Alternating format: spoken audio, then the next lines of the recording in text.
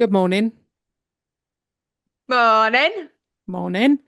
Any other technical difficulties to report? Well, Jesus. we'll S- find out, won't we? This morning, blimey. Wonder if all our listeners have had the same issue, like aliens taking over or something. I reckon. Should we all just be wearing like tinfoil hats? Yes, there is tinfoil in this hat. I've Are lined you the joking? inside of Because it. that's probably what's interfering with all the electronics. Yeah. Yeah, I don't know. Well, I hope you have all had a lovely week. Oh my God, I've just found something. So I've got the lid of my drinks bottle, and I've also got Yeah. this little mirror that is used for it goes on like an extender pole, and you can like look behind like machines and things like that. Like what spies use. Of course you've got Yeah. one of those to look Yeah. round corners and shit. Well, if it helps, it's because I've taken apart my 3D printer and I'm doing an upgrade on it, but I can't see behind certain bits. So I put that anyway. So both of those things are on my desk, and I just suddenly thought, oh, that's funny. Click, put it on there, perfect fit. You have I, got something it going on in there. actually like latches over the edge like a little lid. Oh Oh, wow. mate, that's so I'm satisfying. v- I'm really pleased for you. Proper like, look, Stop. click, Yeah, fits so great. nice. Our listeners love that for you. Um, Hmm, love that what for about the me. story? Yeah, maybe next time. Maybe Yeah, next and time. look forward to the episode of what fits on what on Kate's desk. Yes, well, someone will appreciate that because it is the absolute perfect fit, and I appreciate things like that. How's your week been? Yeah, all right, Yeah. Oh, okay, great. done. It's just another bloody week, isn't it? It's just another week. My hormones are steadily coming back, so I've either been raging or crying Yeah, that's always fun, isn't it? That's always fun when or boiling hormones, hot. yeah, hormones get involved. And 1 minute you're like all upset and that, and then the next minute you're tearing everyone's face off. Love I that. know, but I haven't had hormones in like 3.5 years. So now that they're steadily coming back, I don't know what's going to happen to me. You're feeling again. I'm feeling. Feeling. Oh, that sucks. Yeah. Oh, So yeah, my you'll week's get been over great. it.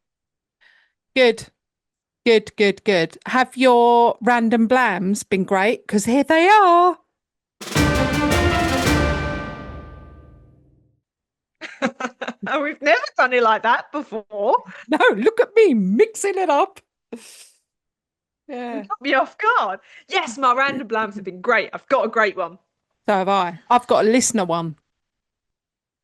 Oh, I this know. is a listener one actually. This is Oh, a listener one from Josie. Um, and it is that squids' brains are donut shaped. And so are that's not mine. all. Yeah. Um, their esophagus runs through the center of their brain. So if they Oh, eat something that's too big, it can give them brain damage. oh my goodness. Yeah, That might be that might be the reason for why I'm like this.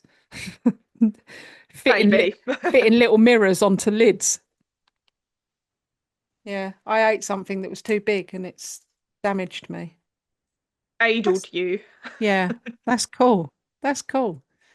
Um, my random blam is there is no English word that rhymes perfectly with month, orange, silver, or purple.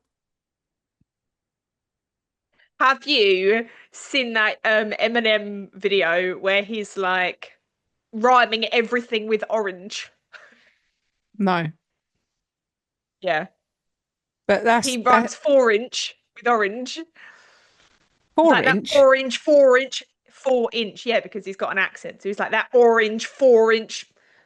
whatever else the other words are that he says, Well, that that's he's just honestly silly. rhyming everything. Eminem, come on, man. Come on, man. Yeah, All right. come on, Well, man. There's nothing anyone that other rhymes with than Eminem? silver. No. I'm gonna find something. Challenge accepted. Off she goes, rooting through her dictionary for something that rhymes with silver. What about month? That's weird, isn't it? Month. Hmm. Nothing, nothing rhymes perfectly, it says, with month. Right. In the next episode, I will write you a poem with all of those words and with some sort of rhyming word. I would prefer, and I believe that our listeners would much prefer, a rap rather A than a rap. All poem. right. Challenge accepted. Nice. All right. Well, that was fun. Nice. Right. My random blame came from Tess in France. Love that. There you go. Well, random blams Done. ended. And ended. This is a story today that means a great deal to me, and I feel like now is a good time. But it's it's something that I am taking very seriously, personally, from the heart, and I do want to be a little bit serious about it because it's a serious subject. I am going to tell you the story today, and then we are going to have a blam episode where Sarah and I will go through some of the finer details, some evidence that we have found online, and our views and opinions. So that will be coming up in the next episode, which will be a blam episode. There are some stories that don't begin with a scream. They begin with a smiling girl, sunlight, mountains, soft music. A life that looks from the outside like freedom. She was 22 years old. Creative, gentle, restless in a way people are when they know the life they're living isn't one that they're meant to stay in. She wasn't running away from anything. She was running towards something. She wanted to create, to tell stories, to build a life that felt like her own. Not boxed in, not hushed, not small. And she did what so many of us do now. She documented it. But what no one could see, not through Instagram filters, not through a carefully edited video, was that while she was documenting her dream, that dream was already beginning to collapse. This is not a story about a road trip gone wrong. It's not a mystery driven by clues and coincidences. This is a story about control that whispers, not shouts. About warning signs that look like personality clashes. About how easily a woman's fear can be reframed as instability.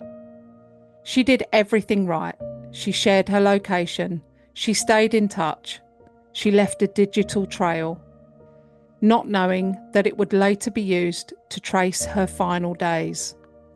And still, she disappeared. When the camera went silent, the world finally started listening.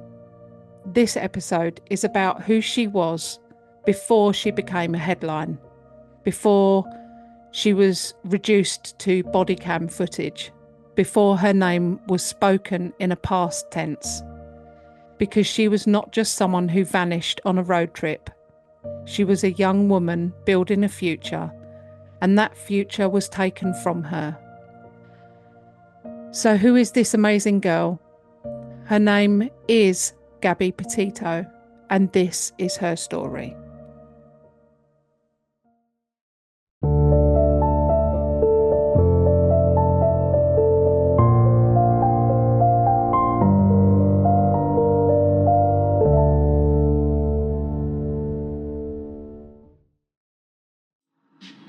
Hello, hello, and good morning. It is really nice and sunny today. It's only 10 o'clock in the morning, but it rained all afternoon yesterday. So, me and Brian just got up and got ready, made the bed in the tent, set up. I think our plan for today is to just hang out here in the tent. The story of Gabby Petito is one that gripped not only the United States, but the whole world. A beautiful, vibrant young woman with dreams of adventure and a passion for storytelling. Gabby's disappearance and the investigation that followed exposed the quiet warning signs of control, the power of social media, and the devastating consequences when those signs are missed. This is not just a story of a disappearance, it's the story of who Gabby was before she vanished and what was taken from her. Gabrielle Gabby Petito was born on March 19th, 1999 in New York. To young parents, Joe Petito and Nicole. Nicole was 20 when she gave birth to Gabby, so young mum. Long before her name was known worldwide, she was just simply Gabby, a daughter, a sister, a friend, someone with a soft heart and restless creative energy. She was known for her bright personality, creative spirit, and a deep love of, I did put travel, the outdoors, and nature, but listening to an interview with Gabby's mum, her mum said, uh, actually, Gabby hated camping. She hated the outdoors. She hated camping. She hated anything like that. Um, but I think this was something that she sort of found a love for later on in life. It brought out her creativity, and she then embraced it and loved it. But Gabby shared her life online, not for attention, but for expression. She wanted to document all of her experiences. She wanted to tell stories visually and build something that truly felt like hers. Gabby grew up primarily on Long Island. From a young age, she was described as sensitive, affectionate, deeply empathetic, and emotionally expressive. She felt things big. That emotional depth made her a really caring and intuitive young woman, but it also meant that she absorbed stress very easily and she didn't like conflict. Um, she she kind of took things on herself that actually weren't hers to take on. Family members said that Gabby worried about hurting people's feelings. She apologized easily and quickly. She just wanted harmony and calm around her all the time. She didn't like the drama. She wasn't about the drama. Gabby was creative long before YouTube or Instagram. She'd always been creative as a young child, all the way through her teens, up into her 20s, which, it just changed form. As a child and a teenager, she would draw. Her drawings would slowly get better and better and better. And then when she got to sort of just out of her teens, 20, 21, she discovered that she was able to be creative visually, not just through drawings, although she did continue to do drawings, but with a camera, with a drone, with her phone, things like that. So her creativity just changed in the form. Friends described her as quietly artistic rather than performative. She noticed colour, mood, and aesthetics, traits that later became central in her van life content. Gabby attended Bayport Blue Point. Oh, this is so hard to say. Gabby attended Bayport Blue Point High School. I mean, That really. is a mouthful. Well, you'd be like, well, it's either got to be Bayport or Blue Point. We can't have both. But they didn't. They just like, no, whack them all in. She wasn't rebellious or reckless. She was just uninterested in like rigid expectations. I don't think she yearned for like freedom and expression. She didn't like set hard and fast. You've got to do this. You're expected to do this. You're expected to be there. She was like, I'm not about it. After high school, she worked various jobs and spoke openly about not wanting this boxed in life. She wasn't directionless. She wanted freedom. She wanted creativity, movement, and meaningful experiences. She didn't just want to be. Gabby was very open about her anxiety. Importantly, it didn't define her and it didn't make her weak. She was very self-aware. She was very emotionally intelligent, and often, as I said before, she'd take responsibility for things that weren't hers to carry. Before Brian, Gabby talked about traveling, living somewhere beautiful, and doing creative work that really mattered. The idea of documenting travel did not originate with Brian. It aligned perfectly with who Gabby already was. I should make a point. Gabby was not lost until she met Brian. She was doing her own thing. There's a lot of sources that were, like he completed her, she didn't know where she was or what she was doing until she met him. This absolutely was not the case. She was not dependent by nature. That wasn't her. As soon as she was old enough to work, she wanted to get a job. She wanted to earn her own money, make her own way. She was a young woman actively building a future. She was very curious. She was very capable, and she was just full of hope.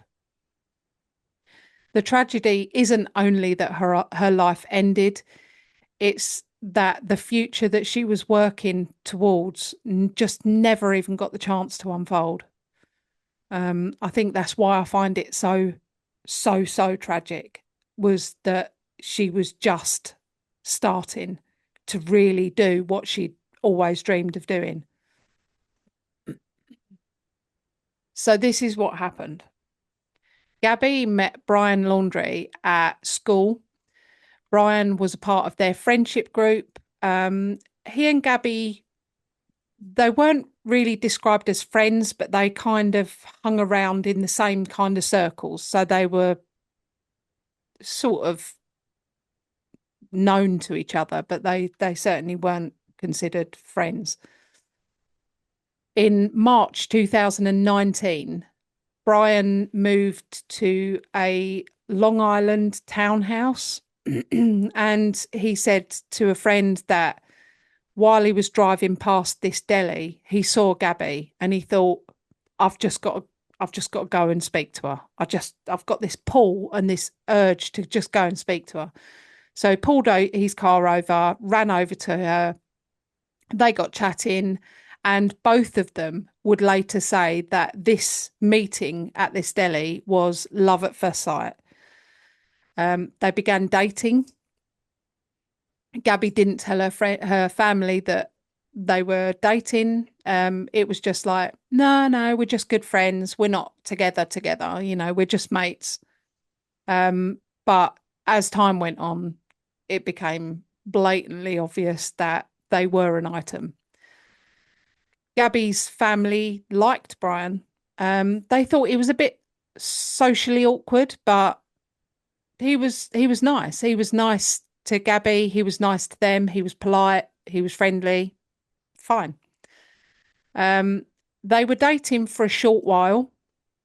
And then Gabby just suddenly said to her mum, I'm going to move to Florida with Brian because Brian's family were all moving to Florida or already lived there. I don't know. So she said, we're going to go and we're going to live with Brian's family in Florida. And her mum was like, but you've got like a job that you enjoy, you know, all your friends are here, obviously your family are. And she was like, yeah, I know, but I really want to do this. I think it'll be really good for me. Florida's lovely, good weather, beaches, great place to, you know, make some videos and things like that. That's really what I want to do. So her mum was like, well, do you know what? I can't stop you. So if that's what you want to do, you go for it. um, so by the summer of 2021, Gabby was deliberately shaping her future. She was completely self-taught. She was teaching herself how to edit videos, how to get better photography. She was finding out about social media branding, visual storytelling, proper going for it. She created a YouTube channel and was regularly posting on Instagram and Facebook, things like that. Her goal wasn't fame, it was creative autonomy. She just wanted this free expression outlet, and she saw creating these videos as a way to do that, which I completely get. I know where she's coming from. Investigators later recognised that her work left detailed digital trails, and these became absolutely crucial in constructing her final weeks and days. Brian rejected consumerism. He disliked all social media and cultivated an anti-mainstream identity. Friends of Gabby said that they thought that, he thought that Gabby's dreams and this idea of setting up a YouTube channel and posting videos and things like that, quote, he thought was stupid. So that's nice. So when Gabby and Brian moved down to Florida, they moved in with Brian's parents, Roberta and Christopher Laundrie. To start with, Gabby was welcomed as part of the family. But as time went on, Brian's mum, Roberta, began to kind of push Gabby out a little bit. She was a little bit like rude towards Gabby. Gabby reported to friends that she felt really awkward and uncomfortable around Roberta. Roberta said that she was unhappy about the amount of time that Brian was spending with Gabby.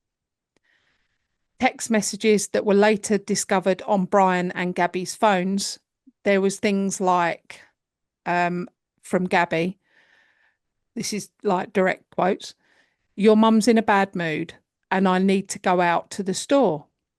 Brian, "A lot of days were like this when I was growing up and it always just blows over." Gabby, "I was just going to go out grocery shopping." Brian, "Just say goodbye to her." Gabby, "I know, but I'm nervous to even go out of the room. I feel like I did something." Brian, "I'm ashamed. Just say goodbye." So things like that kept happening where Gabby felt like she didn't even want to go out of like their bedroom because she didn't want to be confronted with, you know, Roberta being all fucking bent out of shape and moody. Nicole, Gabby's mum, got a notification one day that said that Gabby's address had now been changed back to her family's home.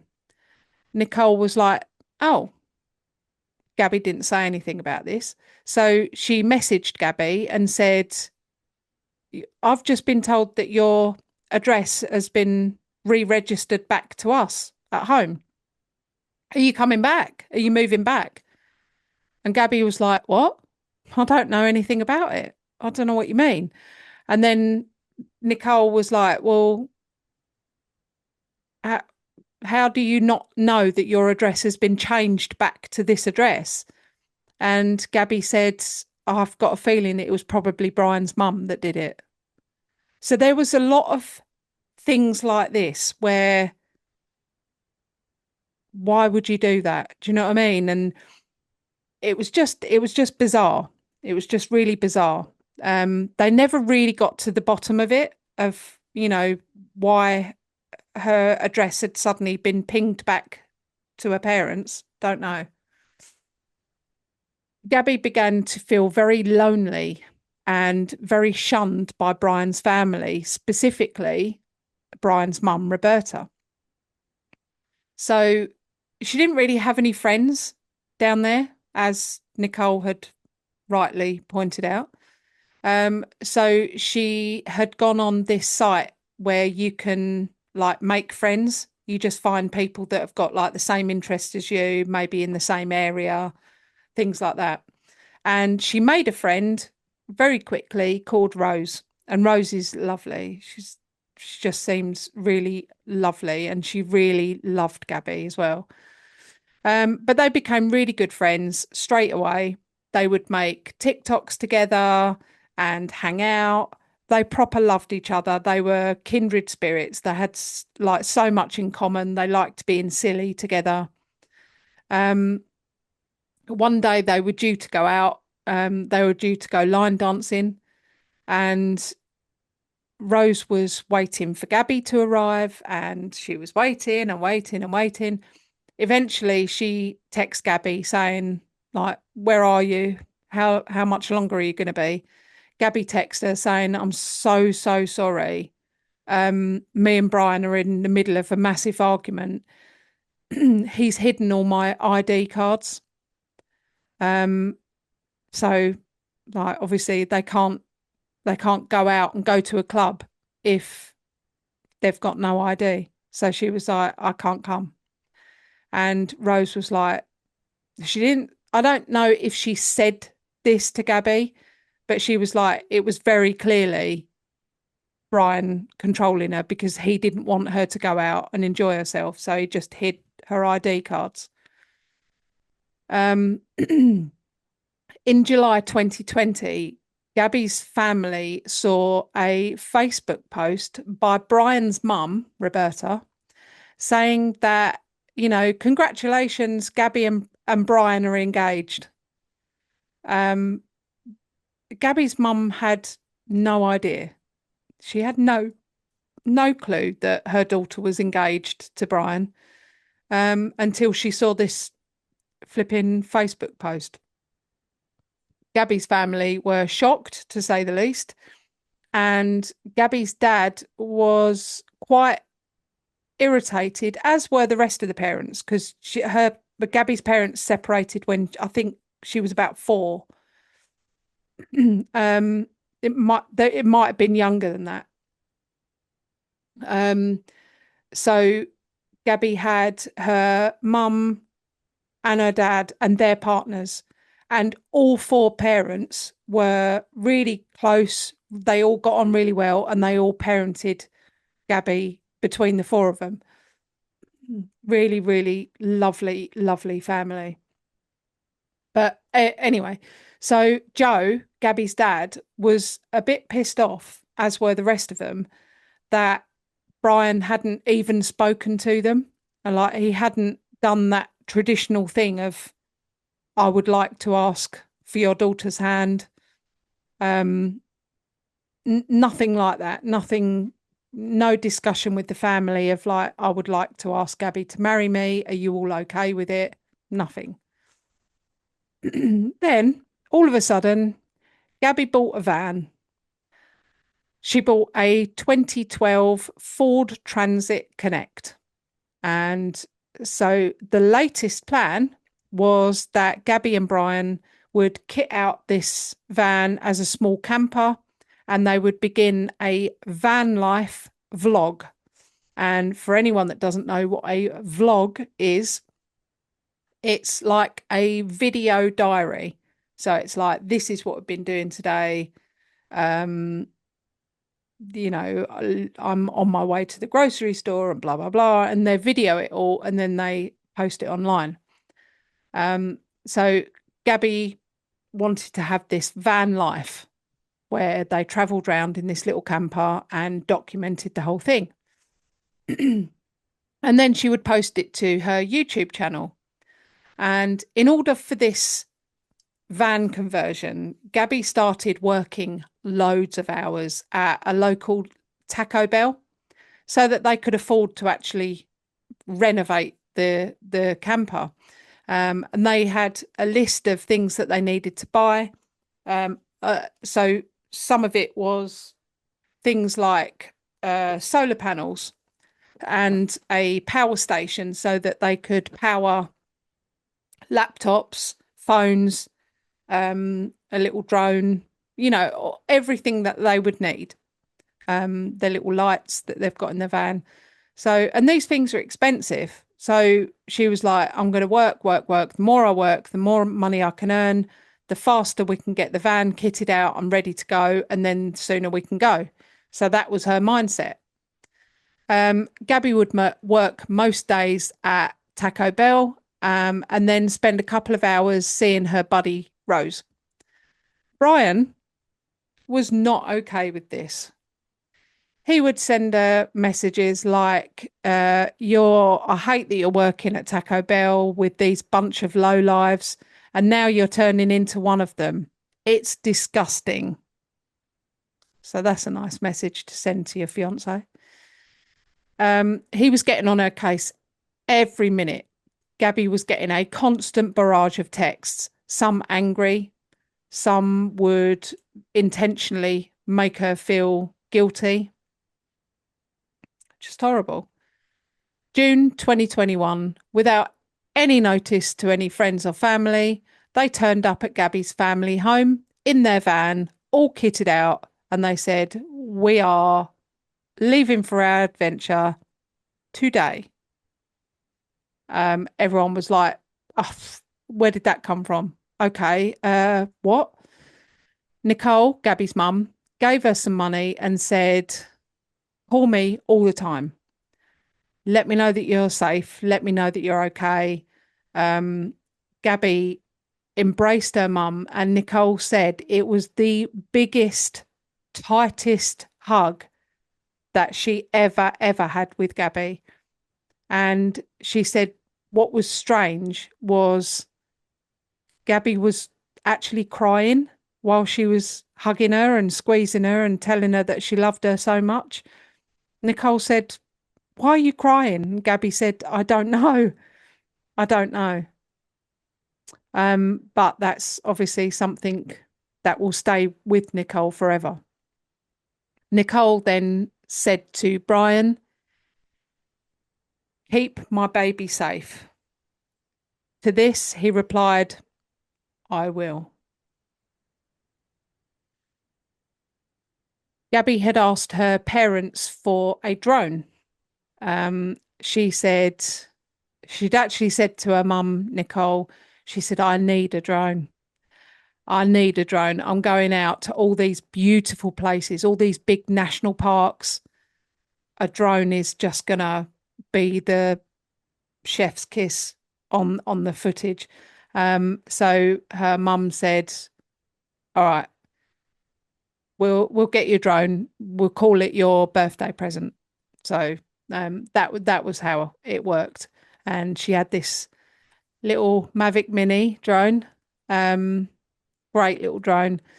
And just like that, Gabby's dream of making this YouTube channel with all this great footage, drone footage, camera footage, all of that, it was happening it was starting, and the most amazing video emerged onto her channel, and it's just beautiful. And I am going to put that video on our website so that you guys can see it. You see this beautiful girl with her boyfriend traveling the country. They look very much in love. Um, outside of the channel, um, if you watch the documentary on Netflix about Gabby, you can see some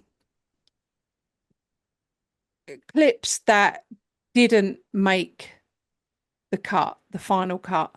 So there's a lot of, you know, centering the camera, moving the camera around, saying something and then going, oh, I'll do that again. I'll do that again. We know we've got plenty We of know. those. We know. So there's a lot of those. You see a lot of irritation and eye rolls, to be fair, from both of them. So there's a lot of like Gabby going, and there's one clip where I think she says to him, well, if you knew how to edit, I wouldn't have to be the one to do it all the time, or something like that, and he's like, but for the most part, you can see a lot of eye rolls from Brian and a lot of whatever kind of looks. Well, In it is the editing that does take the time, and that's the boring bit, isn't it? Filming it is great, but it is the behind the scenes that people don't see that is yeah, frustrating, and it does take time, and you yeah, can understand why they were both frustrated. and you don't know what you don't always know what your vision is. For some things, you get this vision in your head, like for some of the videos that you and I have done. You get a vision for it and you think, oh, yeah, that'd look really good and blah, blah, blah. Other times, you just don't know. So it can be really frustrating where you think, oh, it's not really how I wanted it. Well, how do you want it? I don't know, you know? Hmm. So I get that. There was probably a irritation from both sides. And also, they're living together 24/7 in this very In a small van. van. Yeah. Um, I mean that would be the cause of a massive argument if I was in a small van living with someone and they fluffed. That would not sit well with me. I'd be like, do you know what? We're in an enclosed, confined space. Go outside. It only needs to be something silly like that. Random But also fluff. it's the if she's set up to record and she's like, "Hi, I'm Gabby," and he doesn't know, and he goes, "Gabby, have you got the lighter or whatever?" And she's like, "Oh, for God's, I'm Yeah. recording." Yeah. Those sorts of things. No, you do see that in there. Like at one point she sets the camera up and he obviously doesn't realise that it's there and he walks past it and he goes, oh, like that. And she goes, no, it's fine. I'm going to redo that anyway. But there must have been times like that. And I think there's a clip where you see um that Brian's taken one of the lights because he's making food like at the back of the van. And she comes over and, oh no, she takes the light because obviously she needs it for doing something. You can't see because she's off camera. And he kind of says, I'm cooking food and you've taken the light. And she's like, well, yeah, but I need to see it like that. And he'll just leans across, gets the light and hangs it back by where he is. And she kind of doesn't really say anything, and he's like, oh, I need light because I need to see what I'm doing, sort of thing. So there probably was a lot of that, but in some scenes, I don't know about everyone else, I could really feel tension, and it was actually I found it really uncomfortable to watch. So I was watching it and I was kind of skipping ahead and then I was thinking, no, I need to just watch it. So I was skipping back, but yeah, I found it actually really uncomfortable to watch because I thought this is just, I can feel the tension. So moving on to August the 12th, They had been on the road for 41 days at this point. A 911 call came in from a man in Moab County, and I'm going to play you that call. Hi, can you hear me, sir? Yeah, I can hear you. Hi, I'm calling. I'm right on the corner of Main Street by Moonflower, and we're driving by, and I'd like to report a domestic dispute. Florida with the white van, Florida license plate, white land, gentleman, Where's about it at? 5'6" beard. They just drove off. They're going down Main Street. They made a right onto Main Street from Moonflower. Or what were they doing? Cooperative, but what do you say? What were they doing? We drove by, and the gentleman was slapping the girl. He was slapping her? Yes, and then we stopped. They ran up and down the sidewalk. He proceeded to hit her, hopped in the car, and they drove off. Okay, you said it's a white van? White van. I can give you the license plate if you give me 1 sec. I took a picture of it. It was a smaller van with the license plate of, it was white, Florida license plate QFT G03. It was, the make was a Ford, model was Transit, black ladder on the passenger side. Black ladder, passenger side. White Ford Transit. White Ford Transit. All right, I will let somebody know. Thank you. Yeah, no worries. Bye. Thanks. If I'm ever getting abducted, I want him to be the witness.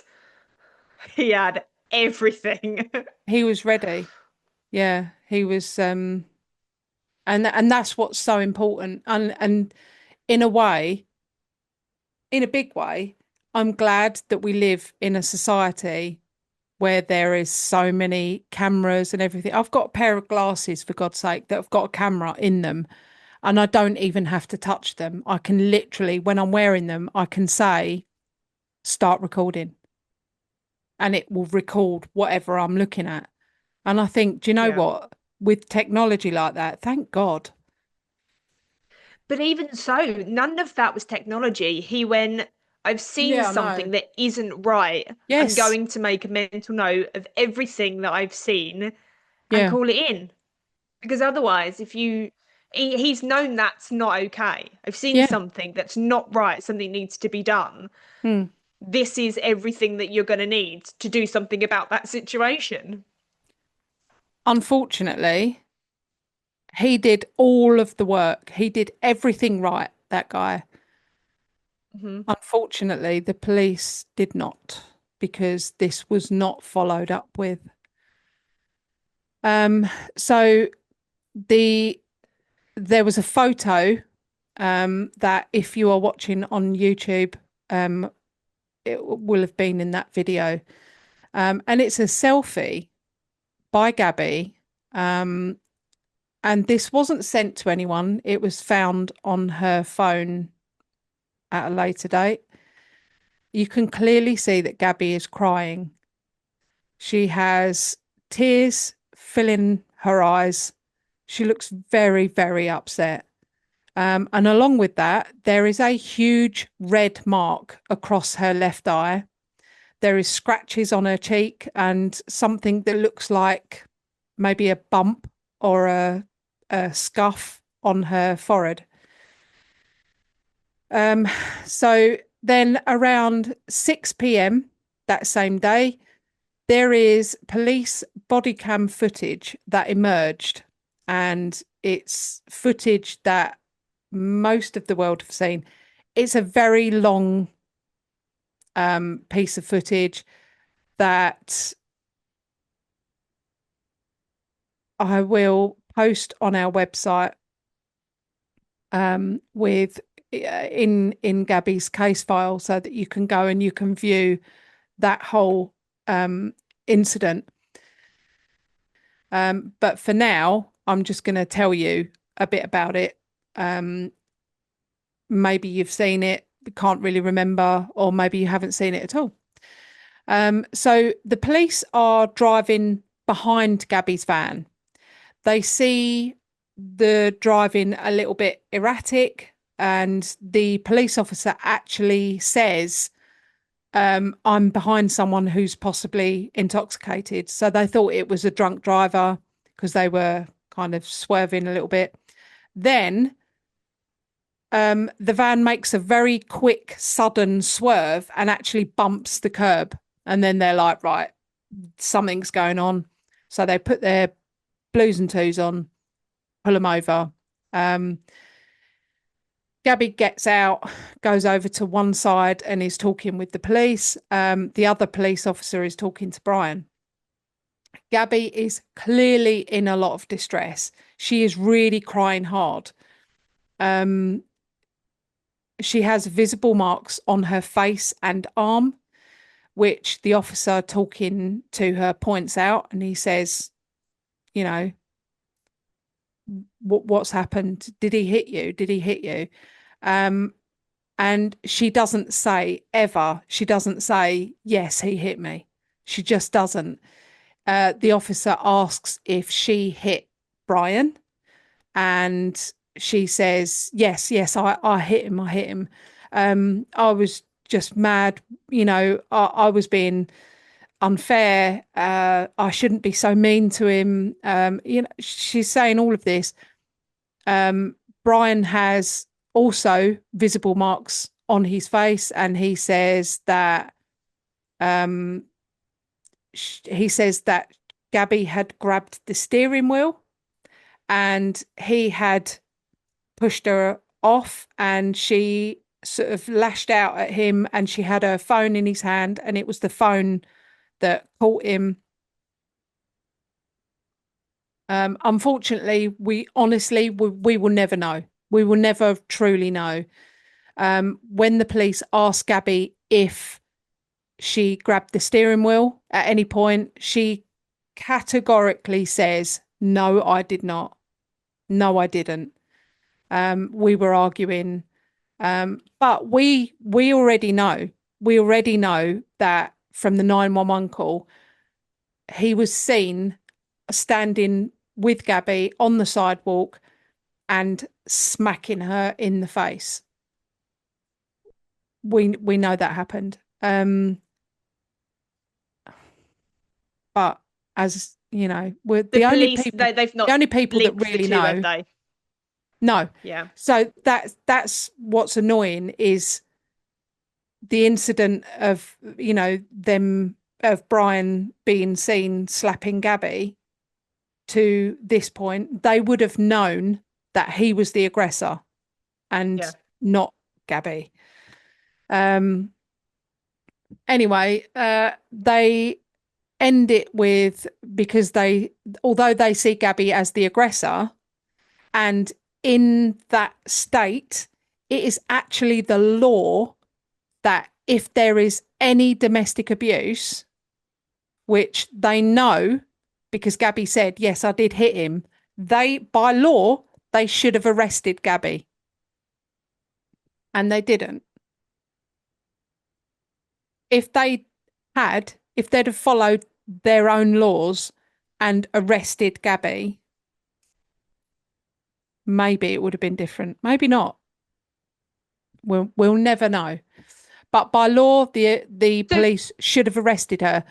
But they deemed her as they have to weigh it up and think, is this aggressor likely to seriously harm the victim, which they saw as Brian, and they thought, nah, this girl's tiny, there's no way she's going to do him any serious damage.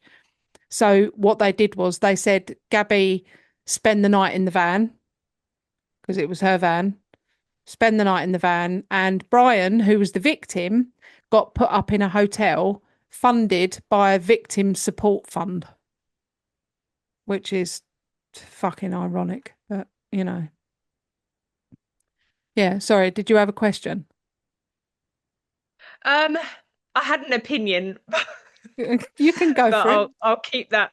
No, because it's infuriating. But we'll discuss it. But no, I wondered what made them think that she was the aggressor, because she was like, no, I hit him.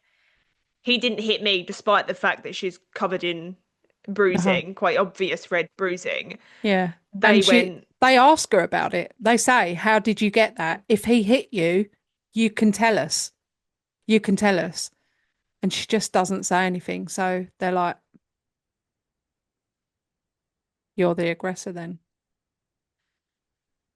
Right. So later that same night, the couple get back together because, of course, they do. And they continue on their way, on their trip. Gabby speaks to her mum and says, everything's fine. We're fine now. We're good. Nicole begged Gabby to come home. She said, please just end the trip early, and come home. And Gabby's like, no, no, no, no, no. Everything's fine. Everything's been sorted out now. It's just a silly argument. It's fine. So Gabby and Brian continue on their way, and they go all the way to Salt Lake City. 10 days after this, so we're now in August 22nd, Gabby texts Jackson, and Jackson is Gabby's ex-boyfriend, who is still a very good close friend of Gabby's. She texted him saying that she wanted to talk. They had a call, and Jackson said that Gabby didn't say so, but he got the impression that she wanted to like finish it with Brian and get away from him. And he said he got the feeling that she felt like she was in too deep, and she kind of was struggling, like, we're on a flipping road trip across the country. What do I do? Do you know what I mean? Is she kind of, yeah, she felt trapped. yeah, yeah.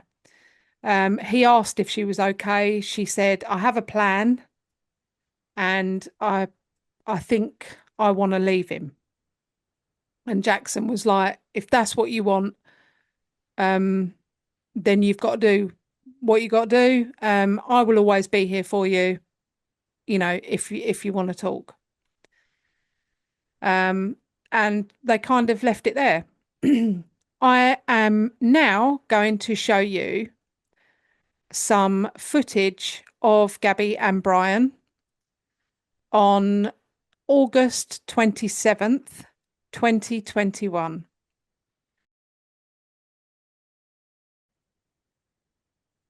So this has got no sound, so I'm going to go through it. So you can see now the white van pulling into the car park. In it comes.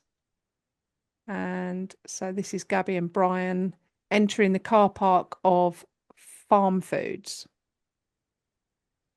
Then I'm going to speed it up because they sit in the car for a while. So there it goes. Speed, speed, speed.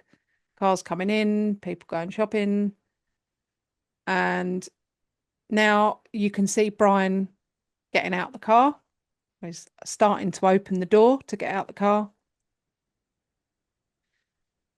And you can very clearly look at him slam the door. Bang.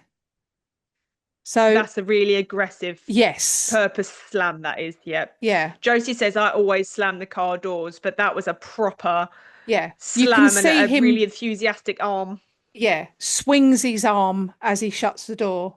So a very aggressive slam. You can see Gabby now. They're kind of walking around the car, leaning in. Now here they come across the car park. They're both walking across. Brian's got his hands in his pockets. Just pause it a minute while I say his body language is very closed. It's very aggressive. His hands are in his pocket. He's very isolated. He's very, leave me alone. Hers is very opposite. You can see that she's trying to be near him. She's trying to get close to him. Yeah, she's trying to almost apologetic. Yeah, absolutely. So this is now inside the store. They're just kind of wandering around, having a little look at things. Brian's got a hat and sunglasses on, his hands in his pockets. Gabby's I think in a quite a protective stance. She's got Got her her hands hands across crossed, her. yeah, Yeah. across her torso. Yeah, they're not folded. They're kind of like hugging Yeah, herself. yeah, definitely. And they've just kind of both gone their separate ways. Brian's fucked off somewhere. Gabby's just looking a little bit lost, wandering around. It's like she doesn't really know why they're there. You can see her from another angle walking around. Um, Apparently there's rumors that she stole something, but on Brian's And command. Brian there. But yep, there's Brian walking across the top of the screen, walking back. And there they go, walking out top right of the screen now. And there they are walking out of Whole Foods. This was You said farm foods at the beginning. oh, sorry, not Farm Foods, Whole Foods, sorry. And you can see them walking off in between the cars, going back to the van. And that is where that footage So they ends. don't go to the till, they don't buy anything.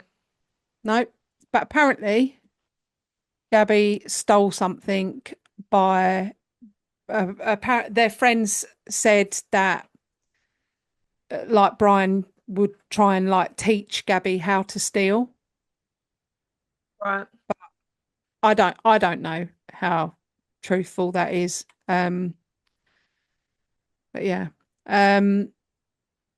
The couple had been to so the both them, Brian and Gabby, went to a restaurant called the Merry Piglet, which is a great name. That's like me at Christmas, pretty much describes me. I'm a Merry Piglet at Christmas. The waitress at the Merry Piglet said that she obviously not at the time, but later, she said that Brian and Gabby were very clearly having an argument. Brian was very angry and Gabby was crying a lot. The pair got up and left the restaurant. Brian stormed out ahead of Gabby. Gabby was in tears. And then, so that had already happened, but obviously we don't have footage of that. And then at 2:11 p.m. was when we saw Brian and Gabby going into Whole Foods. So they had already had an argument. You can clearly see at the beginning, which you pointed out, very aggressive slamming of the car door by Brian. It looks like he kind of goes to shut the door and then opens the car door, leans in, possibly says something to Gabby, and then slams the door really hard. What made this video of the CCTV at Whole Foods so difficult for me to watch and to go through was that this was thought to be the day Gabby died. So they have put Gabby's time of death later on the 27th, and that was this day. So within several hours. But what happened that day in its entirety, we will never truly know. So that day, Gabby sent a few text messages to her mum saying that she's probably going to go it alone, as she feels that, her mum was like, are you guys breaking up then? Like, have you split up? What's happening? And Gabby said, no, but I feel like I can make more money as a solo female van lifer. Gabby was just like, no, it's what's best for the channel. Brian's, he's okay with it. He said that he's probably going to get a flight home and go through some bits in the storage locker. And I'm going to stay here, sort out some editing, maybe, sort out some of the videos. And so I'm on my way to the campsite on my own and Brian's going to fly home. Can I just interject? Of course. Was that sent by Gabby? We will never truly know. Right. We don't know. Okay. Do we know what time that was sent? We think possibly it was, because I'll explain a bit of a timeline in a bit. So All right, I'll put that in the notes to discuss. yeah, that potentially it was sent by Gabby. It sounded Doesn't like sound like it. it sounded like the way she would talk to her mum. It sounds like a But cover up. It sounds very convenient. Brian's going home, personally, everything's fine. I actually I was going to say I don't believe it, but I don't know. I just don't know about that. I don't know if it was Gabby or whether it was Brian using her phone. When Brian's phone was recovered later on, they found many, many photos taken by Brian dated August 28th, so the following day.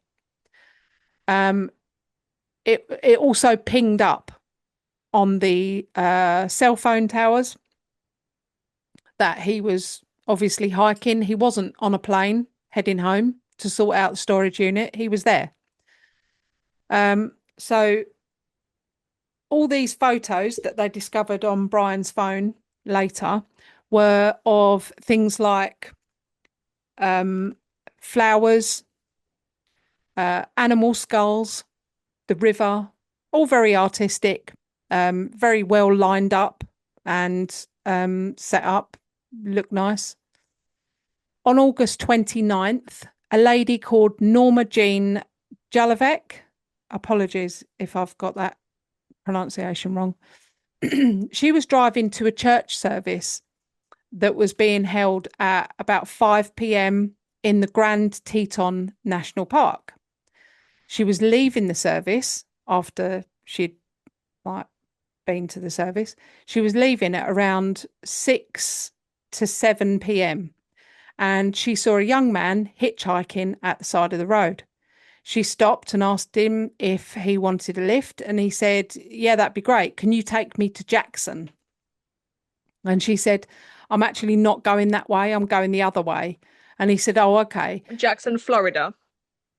No, Wyoming. All right. Right. So she said, I'm not going that way.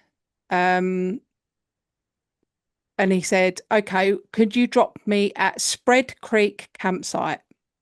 My fiance is there with our van, and she stayed there editing our vlog that we do. So I'll head back there and meet her. And Norma said, yeah, sure, fine. When they got there to Spread Creek campsite, Norma said, well, I can take you to your van. Like, that's fine, and he was like, no, I'll get out here and walk. And she was like, it's not a problem. And he was like, no, here's fine. And then he actually opened the car door before she'd even stopped the car. And she was like, hang on. Like, oh, that's fine. Let me stop the car and you can get out. And he was like, yeah, that's fine. Thanks very much for the lift. Bye. Shut the door and went wandering off into like the forest. And she said, I didn't really think much else of it. I just thought, okay, that was a bit weird. Bye then. And off she went. The following day, August 30th, Nicole, Gabby's mum, receives a text message from Gabby saying, can you help Stan? I'm getting missed calls from him. I have no service. Nothing strange there then. Well, actually, yes, because Stan is Gabby's grandpa. And Gabby always called him Grandpa. She never called him by his first name. I would struggle to even think of what my grandparents' names were. Their granddad. Dad and Yeah, granddad. yeah. They're not I called had the names. grandma, grandpa, nanny. Hmm. Yeah, you just don't think that they've got first names, do you? It's not. It's That like, is their name. yeah. What's your mum's name? Mum. It's just how it goes. But yeah, Yeah. so um when Nicole, Gabby's mum, received this message from Gabby, um, that really screamed red flag. Sorry, I had a hiccup. It screamed red flag to her, and she was just like, "Why would she call him Stan? That's bizarre." Yeah. I So bet she probably looked at it and went, "Who's Stan?" yeah, she probably did. Yeah. And she was like, "What the hell? Like, that's bizarre." She texted Gabby back and said, like, is everything okay? This, like, that's weird. And Gabby didn't, not only did she not respond, but there was no red ticks, there was no reply, there was no callback, there was no text, there was no, like, you know, no contact from Gabby. And Nicole was like, actually, I'm quite concerned. Let me have a look on her social media, uh, on her Facebook, on her YouTube channel, see what she's been up to there, because I'm not getting any contact from her. There was also no social media posts. They all stopped. There was nothing on her YouTube channel. There was no nothing. Nicole thought, okay, maybe she said that she was struggling to get good service everywhere they were going. Fair enough. Every day, multiple times a day, Nicole was texting Gabby, trying to ring her. Um, just nothing. And Nicole was like, this, I am terrified. After 10 days of no contact at all from Gabby, Nicole contacted Gabby's dad, Joe, to ask if he had heard anything from her. And he said, nope. They called her phone, it rang, but it didn't answer. So they were like, why is it ringing then? If she's got like no service, why is it just ringing but not even going through? September 10th, Nicole texted Roberta, Brian's mum, and said, have you heard from the kids? I haven't heard from them and I'm getting worried. She got no response from Brian's mum. Nothing.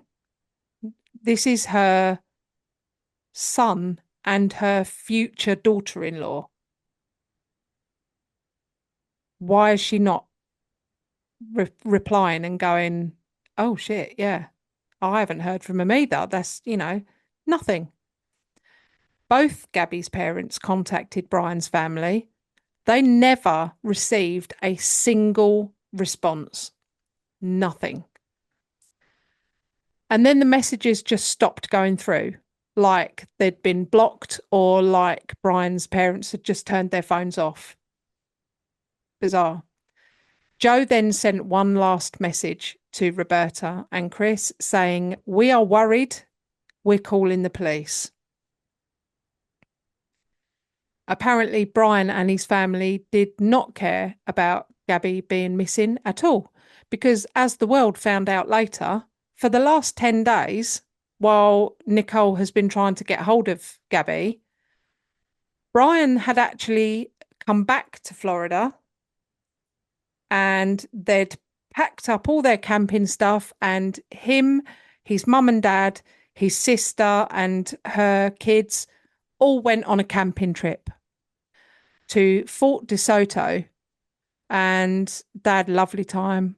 They took videos of each other playing in the river, playing in the stream. No one knew where Gabby was. Well, one person did, at least. So they were there getting messages saying, have you heard from Brian or Gabby? I haven't heard from them. I'm getting worried. Hmm. And And not they once were did they go, oh no, Brian's with us. What are no, you talking about? no, they were on a camping Right. trip together on a holiday.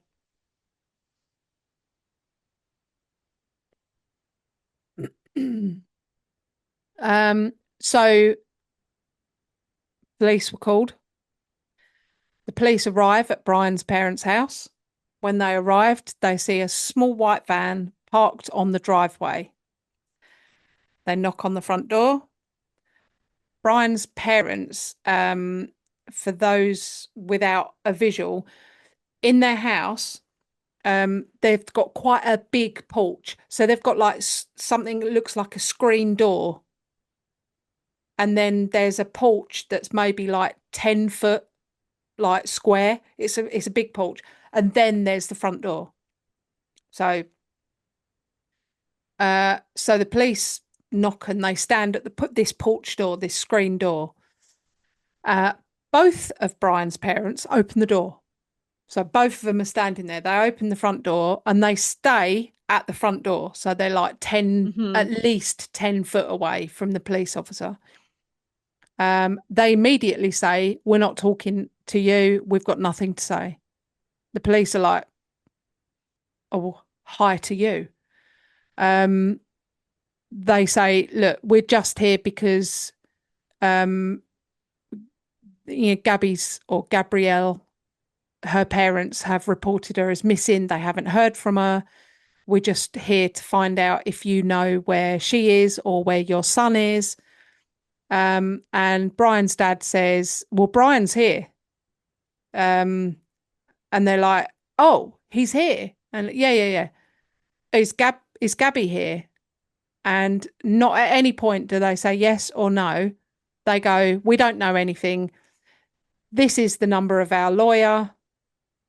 You can speak to him. And they're like, If that doesn't scream guilt, oh my I don't know God. what I mean, does. really. They've not even, the police haven't come there to say that there's a crime that's been committed. They I know, don't go right? there saying, oh, we need to So speak to Brian because in so and so relation is to a crime missing. that's been, yeah, exactly. They're just like, They just have you knock on the heard from door, don't them? they? Yeah. Do you know where Yeah, Gabby is? Because her parents are worried about her. And they're yeah. like, we've got nothing to say Speak to my to you. lawyer. We have been advised by our solicitor that we do not speak to you. And the cops like, whoa, all right. Yeah, calm down. I've got my supervisor on the phone. Do you want to speak? And they're like, nope.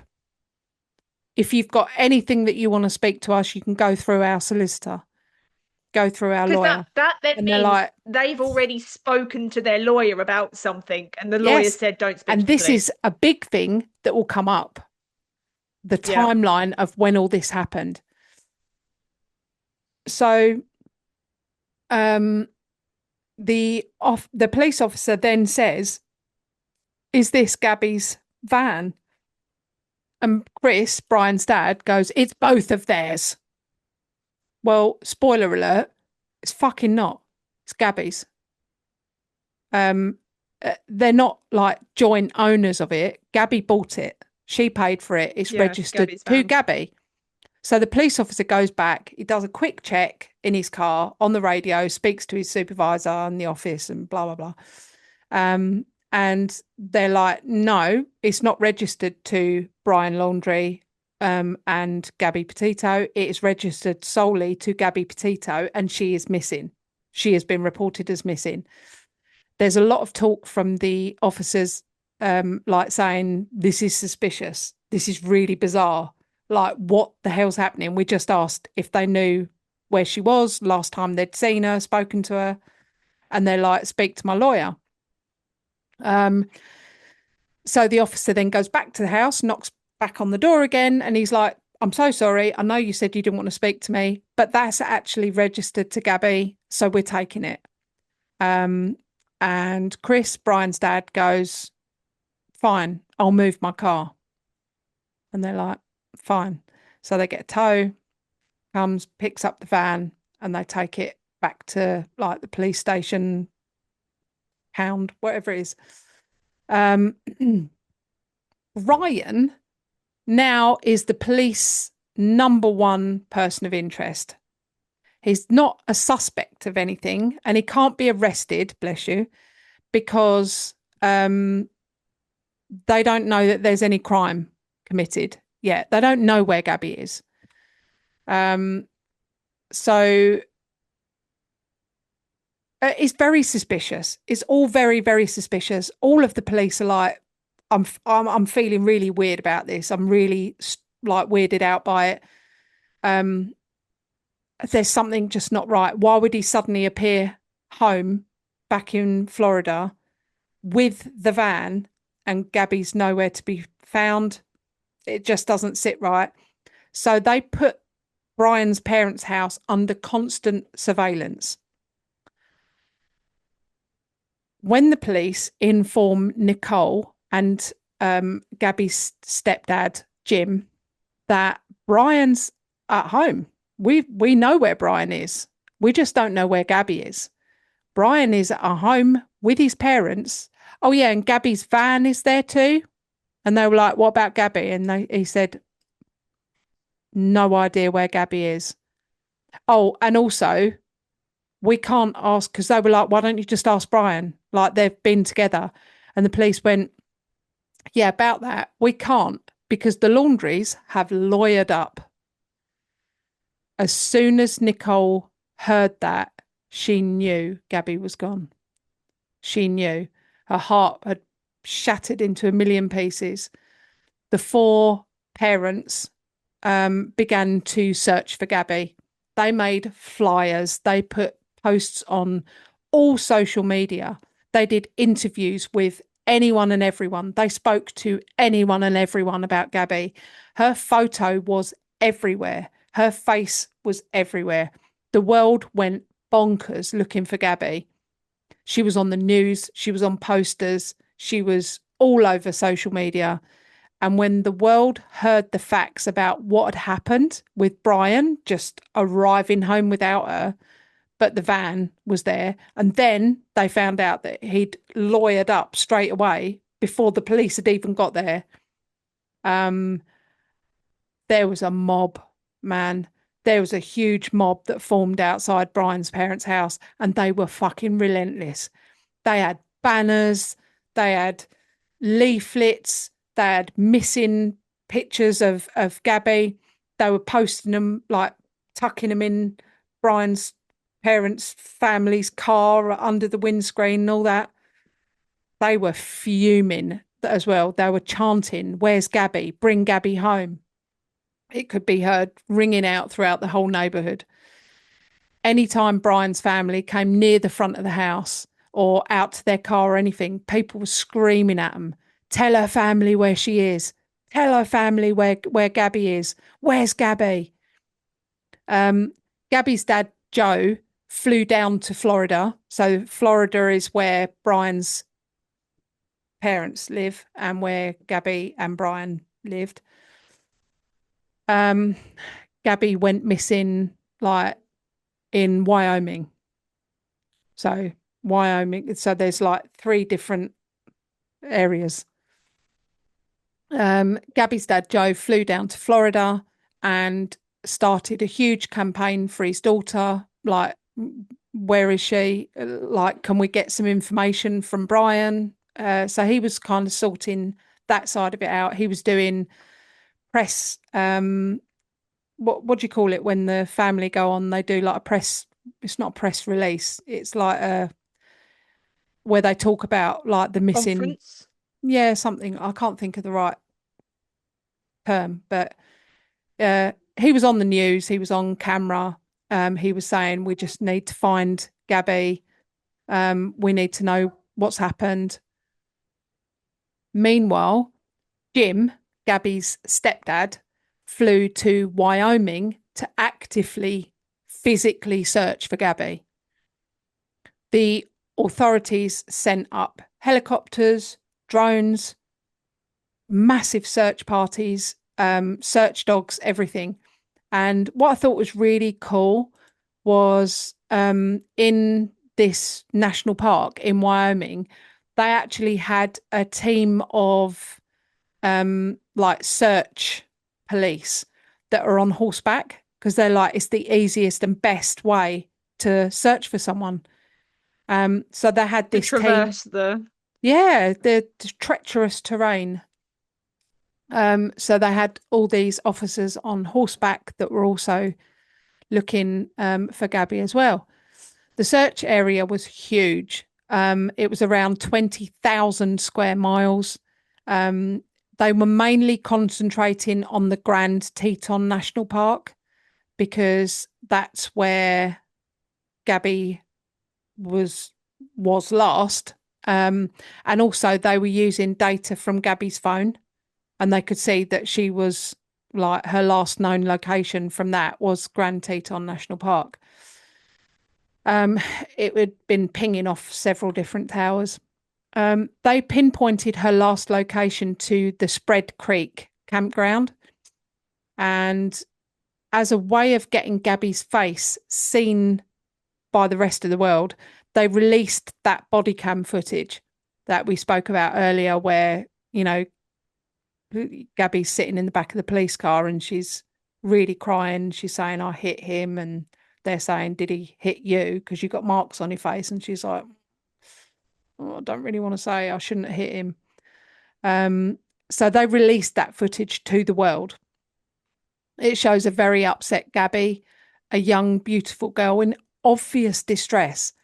And this was the first time that Nicole had seen it too, Gabby's mum. And she was just absolutely torn apart by it, because she was like, I know my daughter. And to me, she looks scared. She looked scared. And that's not a Gabby that, you know, I want to be seeing. It was heartbreaking. So all this time, the police had been watching the laundry home. It was at this time that they received a tip-off phone call saying something's not right in the laundry house. Brian might have killed himself, you know. Can you just, I know you're watching the house, but can you just do like maybe a, what do you call it? welfare check. That's it. Can you just do a welfare check, make sure that he hasn't actually killed himself? So the cops are like, yep, we can do that. We'll go and check on him. So they go to the laundry house, they knock on the front door, the laundries come to the front door, and they're like, oh, Brian isn't here.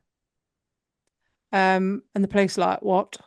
We've been watching the house to make sure he doesn't leave. What the hell? And they said, his parents said, yeah, he hasn't been here for a while. Oh, and also, while you're here, can we report Brian as missing, please? He's a missing person. We don't know where he is. Oh my gosh, let's kill two birds with one stone, eh? Yeah, exactly. While you're here. So somehow Brian had left the house without any of the police seeing. And now he's gone missing too. So now both of them are missing. Gabby and Brian are both missing. That is incompetence at the highest level. If you are surveilling a house, the fucking person goes missing. Absolutely infuriating. So the laundries said, well, with all this savage mob outside, Brian just needed to get away and clear his head. So he went on a hike. Police were like, all right. When was that? And they were like, oh, good few days ago.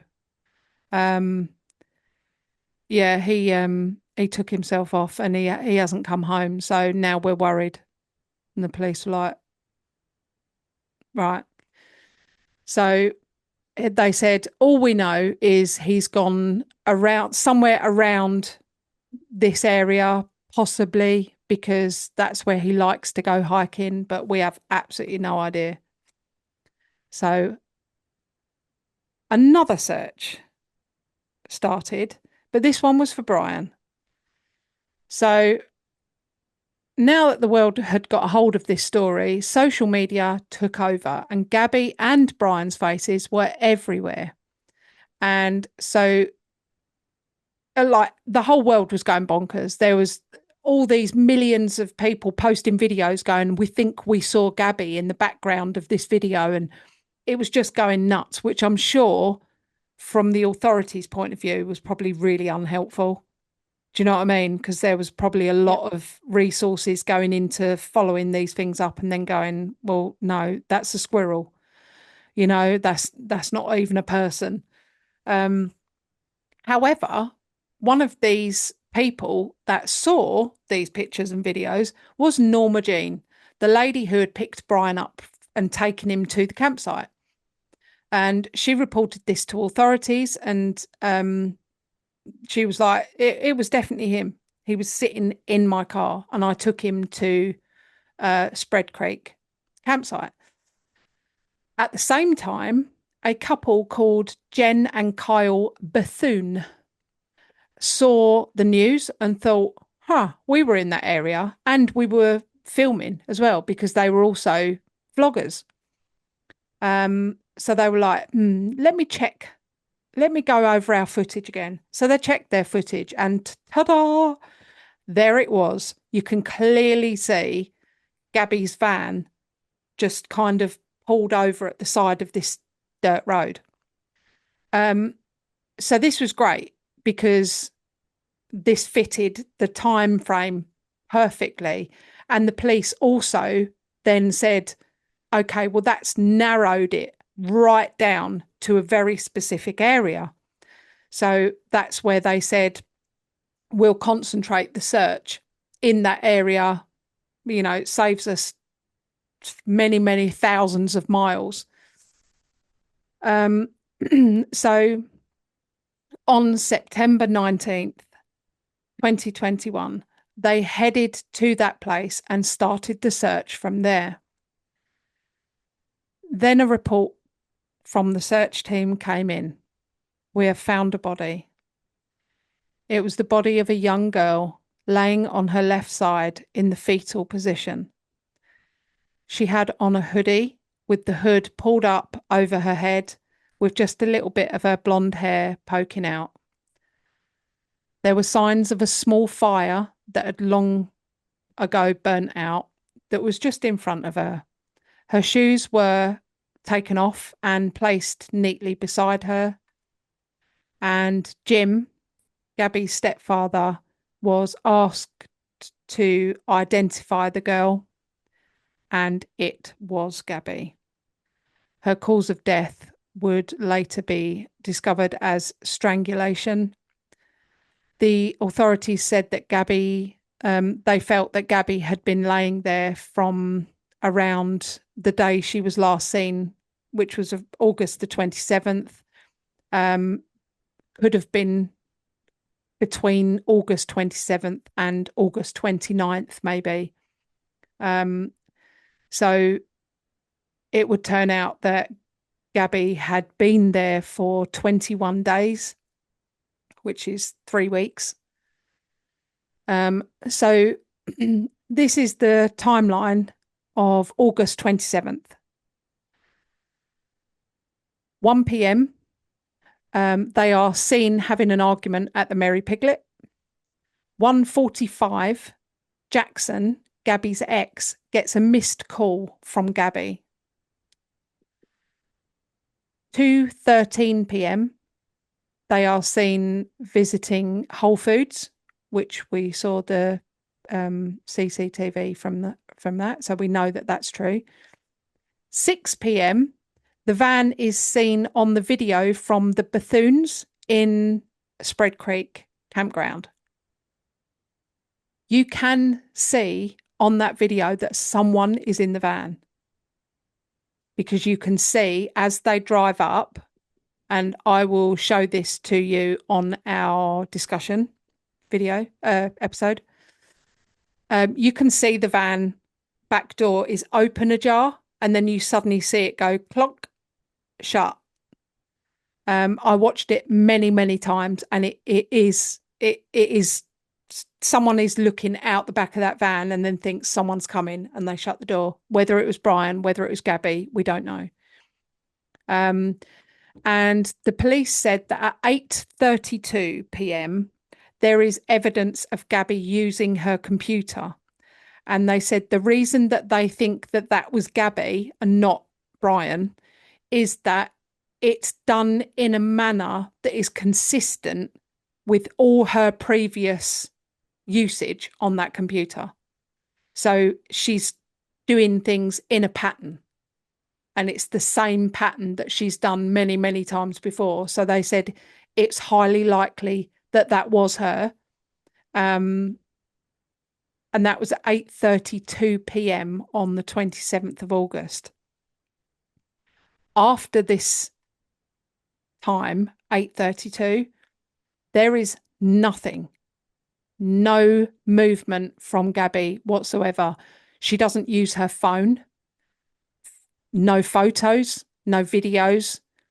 And the police believe that that was the night that Brian took Gabby's life.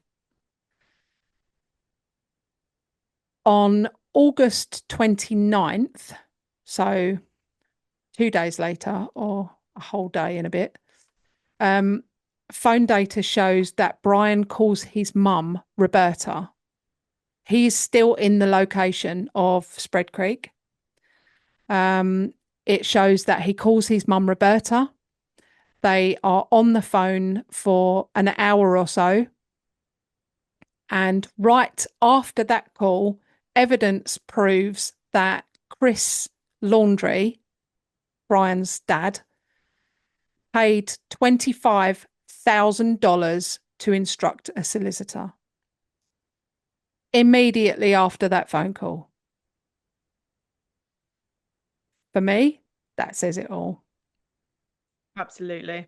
They deny any knowledge of what had happened with Gabby. I do not believe that for a second. We can discuss it in our discussion episode, but I'm saying now, I do not believe that. I think they knew full well what Brian had done. Anyway, the data shows many, many calls backwards and forwards between Brian and his parents. At the same time these calls are going on, Brian is sending texts to Gabby's phone. All of these go unread. And you got to remember, from the photographic evidence and the phones pinging off different cell towers, Brian's on the move. He's wiggling his way up out of Spread Creek campsite. But he's texting Gabby the whole time. All of these messages go unread until Brian is returned back to the Spread Creek area, which was care of Norma Jean.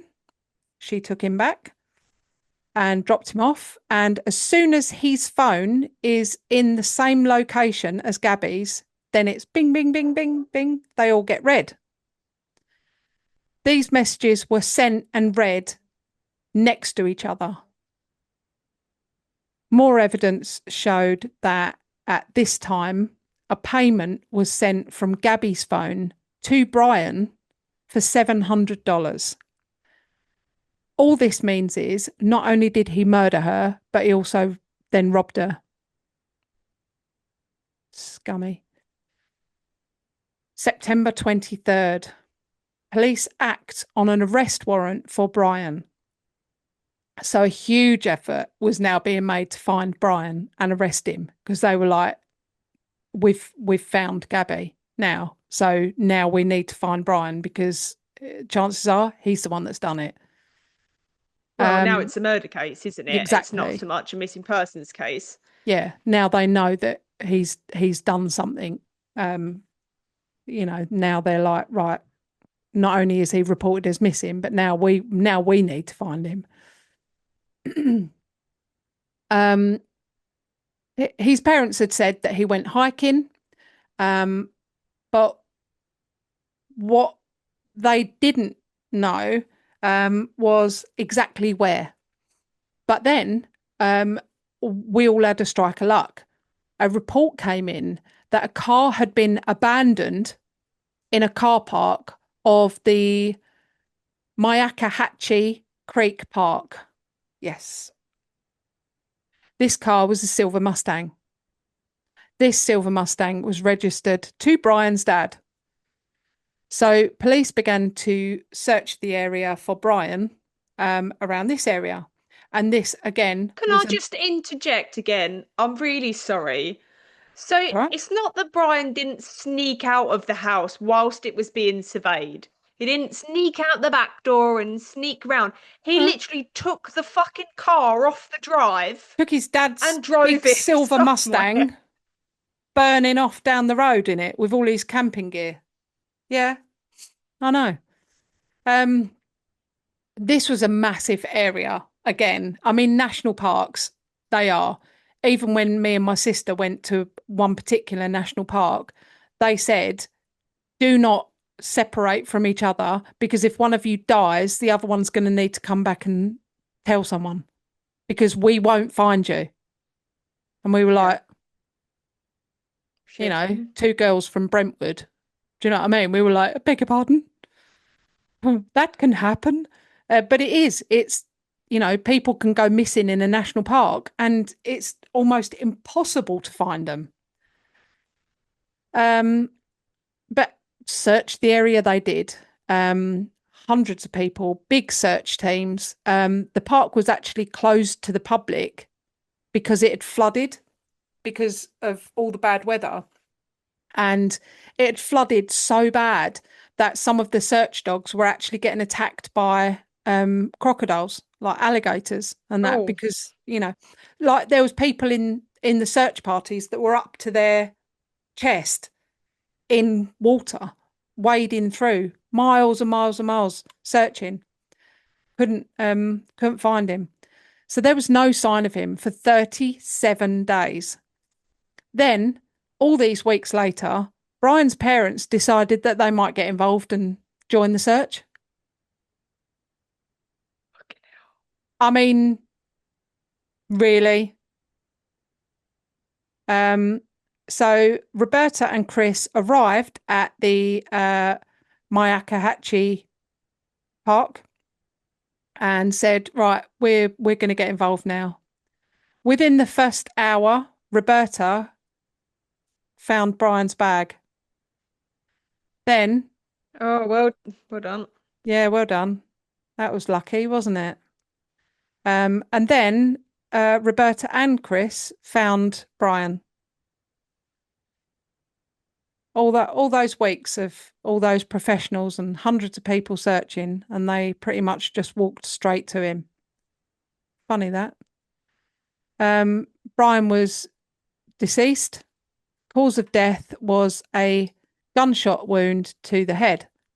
Brian's body was completely decayed, mainly due to the weather, and his report was it was skeletal remains.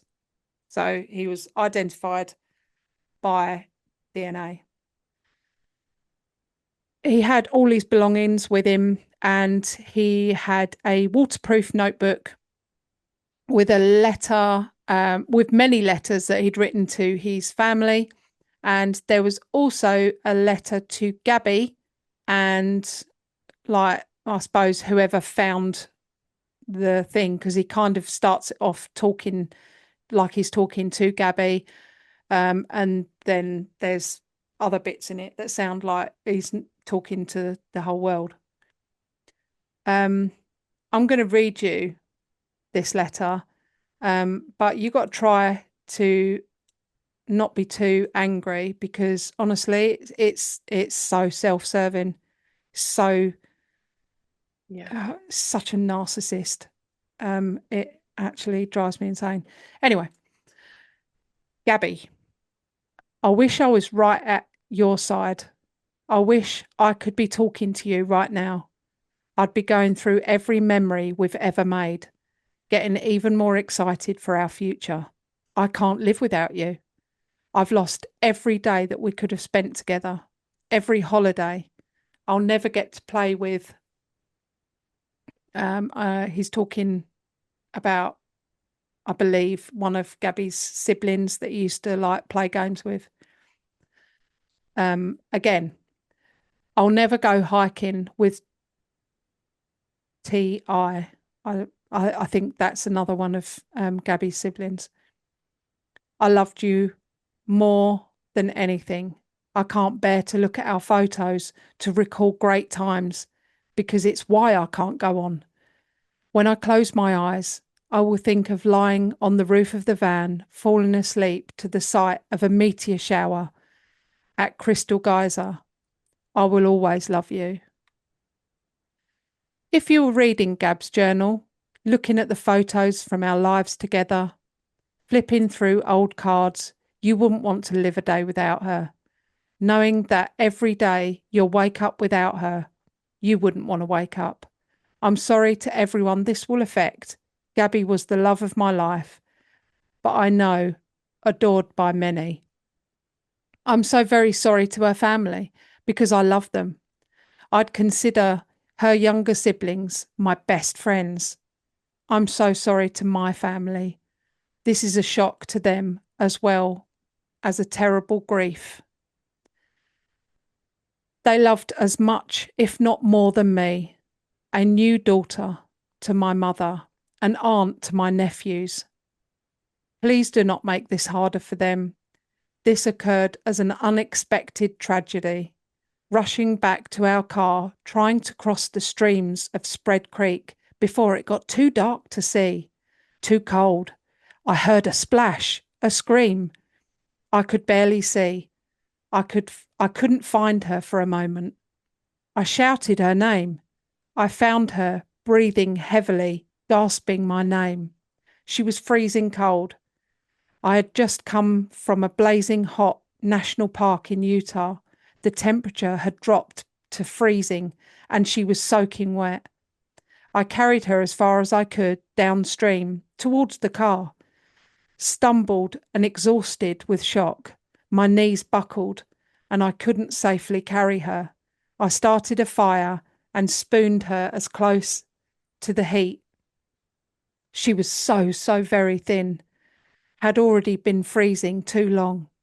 I couldn't at the time realise that I shouldn't have started a fire. I should have started a fire first, but I wanted her to be out of the cold and back to the car. From where I started the fire, I had no idea how far the car could be, only knew it was across the creek. When I pulled Gabby out of the water, she couldn't tell me what hurt. She had a small bump on her forehead, and eventually that lump got larger. Her feet hurt, her wrist hurt, but she was freezing, shaking violently. Whilst carrying her, she continuously made sounds of pain. Laying next to her, all she could do was lapse between violent shaking and gasps of pain, begging for an end to her pain. She would fall asleep and I would shake her awake, fearing that she shouldn't close her eyes if she had a concussion. She would wake in pain, start the whole painful cycle again, whilst being furious that I was the one that woke her. She wouldn't let me try to cross the creek, thought that this fire would go out in her sleep and she would freeze. I don't know the extent of Gabby's injuries, only that she was in extreme pain. I ended her life. I thought it was merciful, that it was what she wanted. But now I see all the mistakes I made. I panicked. I was in shock. But from the moment I decided to take her pain away, I knew I couldn't go on without her. I rushed home to spend any time I had left with my family. I wanted to drive north and let James or T kill me. Maybe that was supposed to be Jay. Maybe she's talking about Jim. Joe or Jim. Let them kill me, but I wouldn't want them to spend time in jail over something that was my mistake. Even though I'm sure they would have liked to.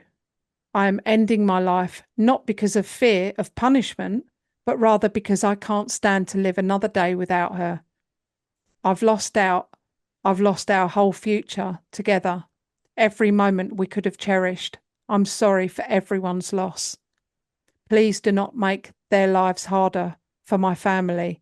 They lost a son and a daughter, the most wonderful girl in the world. Gabby, I'm sorry. I have killed myself by this creek in the hopes that animals will tear me apart. That may make some of her family happier. Right, and then last of all, please pick up all of my things. Gabby hated people who litter. Don't suppose she liked people that murdered either. I don't suppose she did. I know I don't, and I know Sarah doesn't. So the big question is really, what did Brian's parents know? How much did they know? Were they involved in some kind of cover-up? Is that what they wanted? And all of this, I think we should go over in the discussion episode. But for now, I'll leave you with a couple of good thoughts. Gabby's family started a foundation, and all four of her parents work for the Gabby Petito Foundation. We'll put a link to that on our website. You can.